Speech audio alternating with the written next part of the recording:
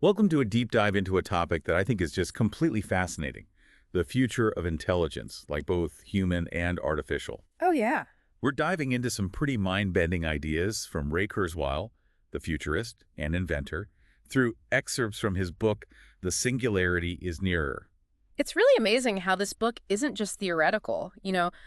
Kurzweil connected these ideas to real advancements that are happening right now in AI, Oh, yeah? particularly in an area called connectionism. Okay, connectionism, for those of us who maybe aren't, AI experts, what is that? Well, think of it like this. Yeah. What if we could build AI that learns like our brains do Okay. through these vast networks of interconnected nodes? Yeah. It's almost like a network of these kind of like dumb individual parts. Yeah. But when they're connected, they can do incredibly smart things. So it's not like traditional AI where we as humans are programming in every single rule. Exactly. Connectionism kind of flips the script. Yeah. The AI learns the rules on its own. By recognizing patterns in massive amounts of data, like it's finding things that we might never even notice. So is there like a real-world example of this in action? Well, think about AlphaZero, Uh-huh. the AI that mastered games like Go chess and shogi. Yeah. It didn't learn by being told how to play these games. It learned by playing millions of games against itself, Oh, wow. getting better with each win and each loss. That's incredible. Like, it makes you realize that AI's strength is in its ability to come up with solutions without needing to think like we do. Right. It just needs to find a way to win. Exactly. And the process is totally different. Kurzweil points out that this ability to solve problems without needing this human-like understanding could be key to tackling challenges that we've been struggling with, for centuries. It's approaching it from an entirely different angle. Precisely. Now, imagine this power applied not just to games, Right. but to language. Okay. Think about the capabilities of large language models, LLMs, Oh, yeah. like GPT-3 and Paul-M. Those are the AIs that seem to understand and generate human language Yeah. in a way that you never thought possible, right? Yeah. Like, how do they even work? These AIs are trained on these massive data sets of text and learn to understand meaning from context rather than rigid grammar rules. Wow. It's not just about following the rules, it's about understanding the nuances. That's really impressive. Yeah. But can you give like a specific example of how these LLMs are solving problems that seem to require genuine understanding? Absolutely. Take Paul M, for instance. Okay. It can solve complex reasoning problems. Kurzweil highlights how Paul M can figure out where a diamond would fall if you turned a coffee cup upside down on your bed. Wait, it can figure that out. Like, it's understanding gravity and shapes and predicting an outcome all through language. Yeah, it's pretty remarkable. That's blurring the lines between AI and human reasoning. It really is. And that leads us to the question, what truly makes us unique if AI can do things like this? Right. Kurzweil believes the answer lies in the neocortex. The neocortex, that's the wrinkly part of our brains, responsible for higher-level thinking language creativity, right? Yeah. Why does he focus on that? Well, he believes that the neocortex's structure, with its hierarchical layers and interconnected modules, is the key to our unique abilities. Okay. It allows us to think abstractly, solve complex problems, invent new things. So he's suggesting that we could either replicate that structure in AI or even enhance our own neocortex with technology. That's the idea, and that's where this idea of merging with AI comes in. Wow. He introduces the concept of nanobots, Okay. these microscopic devices that could interact with individual neurons, bridging the gap between our brains and the cloud. Nanobots in our brains connecting us to the cloud. That sounds like something out of a sci-fi movie. It might sound futuristic, but Kurzweil believes that these nanobots could dramatically expand our cognitive abilities. So instead of just relying on our limited brain power, we could access vast computational power and information instantly. Exactly. Imagine having instant access to any information you need, solving complex problems effortlessly, or even experiencing virtual realities that are indistinguishable from physical ones. Okay, that's starting to feel like a whole level of human potential. Yeah. But what about the concept of the singularity that he talks about? How does that tie into all of this? So the singularity is the hypothetical point where AI surpasses human intelligence, and you might be surprised to know that Kurzweil predicts this could happen as early as the 2040s, driven by the exponential growth of computing power. Wow, the 2040s, that's not that far off. If AI becomes our intellectual superior, what happens to humanity? That's the big question, isn't it? Will we merge with AI, becoming something entirely new? Will we coexist, or will we become obsolete? It's really mind-blowing stuff, and I can't wait to hear more.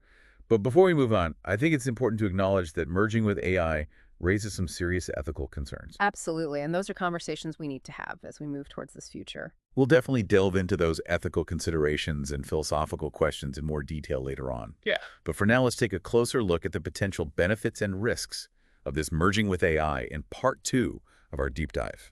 Welcome back to our deep dive into Ray Kurzweil's vision of the future, where humans and AI, become so deeply intertwined. Yeah, we left off with this big question. Yeah. What happens when AI surpasses human intelligence? Right.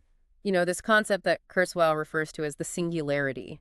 Yeah. And he predicts this could occur as early as the 2040s. 2040s, that's like right around the corner. So let's imagine we're living in a world where the singularity has happened. What might that look like? Well, Kurzweil's most mind-blowing prediction, I think, for this post-singularity world is the potential for us to expand our own neocortex using nanobots. I have to admit, the idea of these microscopic robots Yeah. traveling through our brains, connecting us to the cloud, it sounds fascinating and a little bit scary at the same time. It's certainly a bold vision. Imagine these tiny nanobots navigating our capillaries and essentially creating a direct link between our neocortex and this vast computational power of the cloud. So instead of being limited by the physical capacity of our brains, we could tap into like a virtually limitless source of information and processing power. Exactly. Learning could become instantaneous. Imagine being able to acquire any skill or knowledge by simply downloading it to your neocortex. It's like having the entire internet at your fingertips, but like on a whole new level. You're right. And it's not just about accessing information. What about problem solving or even experiencing virtual reality? You're right. Think about being able to solve incredibly complex problems effortlessly or immersing yourself in virtual realities that are indistinguishable from the physical world. It's like this level of cognitive enhancement could completely transform the human experience. Yeah. But as with any powerful technology, I think there are some potential downsides to consider. You bring up a crucial point. As we consider this level of integration with AI, we have to think about the implications for our sense of identity. Right. If our thoughts and memories are intertwined with AI, are we still truly ourselves? It's like a question that goes to the very core of what it means to be human. Where do we draw the line between our biological selves and the artificial components? It challenges our traditional understanding of consciousness and free will. Kurzweil actually explores these concepts in depth. He delves into those philosophical questions that arise when the line between biological and artificial intelligence becomes blurred. It's like we're stepping into uncharted territory. What about the potential for digital immortality? This idea that our consciousness could be uploaded and preserved even after our physical bodies are gone. Yeah, it raises these really profound questions about life and death. What are the rights of a digital consciousness? How would this impact our understanding of mortality? These are all questions that we need to grapple with as we move towards this future. It's enough to make your head spin. And we haven't even really touched upon the potential impact on society as a whole. Yeah, imagine a world where AI-augmented humans have the capability to solve some of the biggest challenges facing our planet. Right. Things like climate change, poverty, disease. The very tantalizing vision of a future that's filled with so many possibilities. Mm-hmm. But there's also the potential for increased inequality, social unrest, if these advancements aren't accessible to everyone. Exactly. It's not just about the technology itself, but how it's developed and distributed. Kurzweil stresses the importance of careful planning and ethical considerations to ensure that a post-singularity world benefits all of humanity, not just a select few. It's a very complex and nuanced discussion, and I'm glad we're having it. As we kind of wrap up part 2 of our deep dive, what can our listeners look forward to in the final part? Well, in part 3, we'll delve into the specific technologies that Kurzweil believes will pave the way to the singularity and discuss what steps we can take today to navigate this uncertain but, incredibly exciting future. Welcome back to the final part of our deep dive into Ray Kurzweil's vision of the future. It's pretty mind-blowing stuff we've been talking about. Yeah. That this idea that humans and AI could become so deeply intertwined Yeah. that it really transforms what it means to be human. It's a big one. We've talked about connectionism, Right. the potential of expanding our neocortex with nanobots, Uh-huh. and even the possibility of a singularity Yeah. where AI surpasses human intelligence. It's a lot to take in. Now let's shift gears a little bit and delve into the how. Yeah. What are the specific technologies that Kurzweil believes will propel us towards this future? Well, one of the things he talks a lot about is the exponential growth of computing power. Right.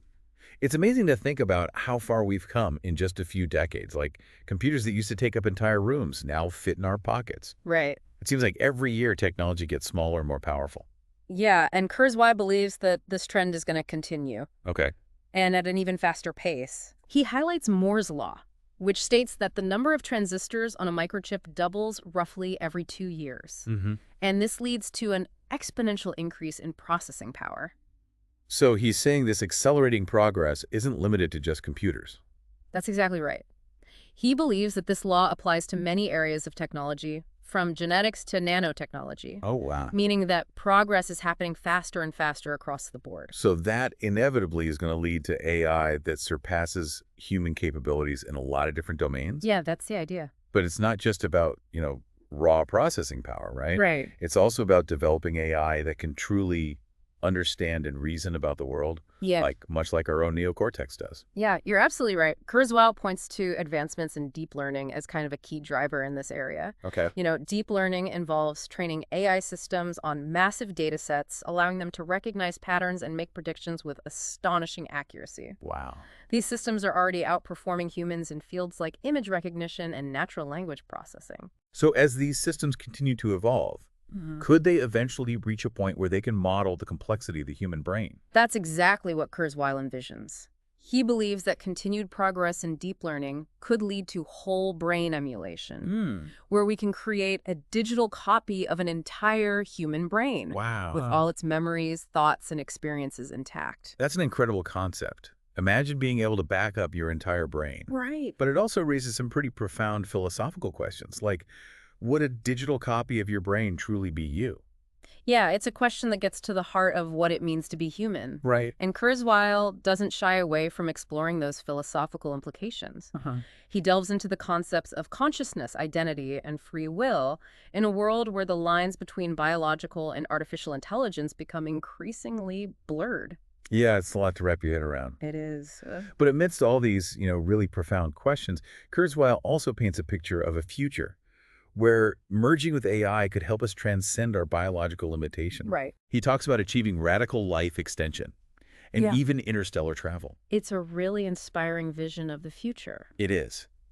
But as we stand here, kind of on the precipice of such monumental change, it's important to ask ourselves what we can do to prepare for this uncertain, Yeah, but, incredibly exciting future. absolutely. He emphasizes the importance of education and adaptation. Oh, The jobs of the future will require new skills and a willingness to embrace change. right. We need to be prepared to learn and evolve alongside these technological advancements. We can't just sit back and wait for the future to happen to us. Right. We need to be active participants in shaping it. And as we shape this future, we need to, prioritize ethical considerations. Of course. It's crucial to think carefully about the potential consequences of these powerful technologies Yeah. and ensure that they're used for the benefit of all humanity. Absolutely. It's a call to action for all of us to engage in a thoughtful and informed conversation about the future we want to create. This has been an incredible journey into the realm of human and artificial intelligence. Thank you for joining us as we explored Ray Kurzweil's thought-provoking vision of the future. Yeah, and remember, the future isn't something that simply happens to us. Right. It's something we create together.